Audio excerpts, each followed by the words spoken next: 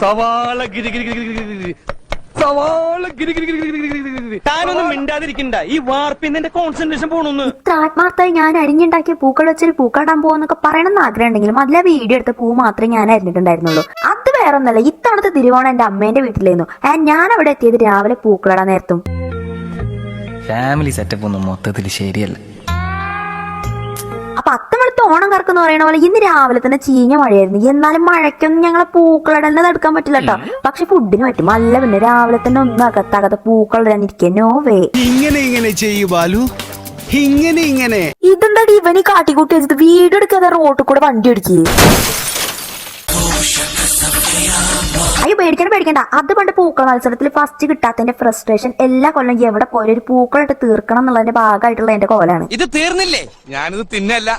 അങ്ങനെ അവസാനം ഞങ്ങൾ കഷ്ടപ്പാടും ഫലം കണ്ടു. ഫോട്ടോയിൽ കണ്ട പൂക്കളം പോലെ ആയില്ലെങ്കിലും അതിന്റെ ഒരു ഏഴത്തൊക്കെ വന്നിട്ടുണ്ട്. വെറുതെ എനിക്കൊന്നും പണ്ട് പൂക്കള മത്സരത്തിന് ഫസ്റ്റ് ഇട്ടായത്. ഇതിൽ മസാല പിടിച്ചിട്ടില്ലല്ലോ. ഞാൻ മസിൽ പിടിച്ചിട്ട് തന്നെയാണ് ഇളക്കണത്. മസിൽ പിടിക്കുന്ന കാര്യമല്ല, മസാല. ഇതിലാരാ ചേരുവ ചേർത്ത്? ഞാനാ. അതെന്നെ എങ്ങനെ ഇളക്കല് കണ്ടത്തൊന്നും ഓനാ സദ്യ മൊത്തം ഉണ്ടാക്കണമെന്ന് വെറുതെ ഷോക്ക് പോയ നാൾക്ക് എന്നിട്ട് മൊത്തം ക്രെഡിറ്റും വാങ്ങും. കുറച്ച് ചോറിട്ടെ? വേണ്ട. ലേശം മോരൊഴിച്ച് കഴിക്കാനായിട്ട്? വേണ്ടെന്ന്. തൈര് ഒഴിച്ചു.